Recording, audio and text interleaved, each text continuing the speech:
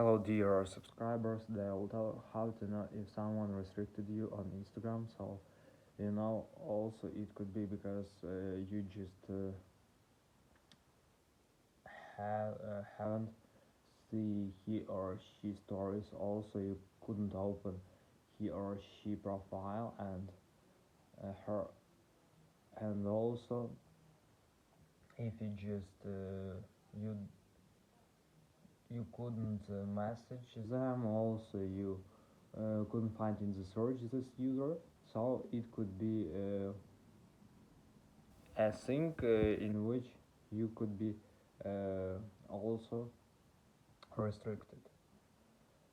So mostly if you couldn't find account with username in search and you won't see any posts, any stories, it could be because you just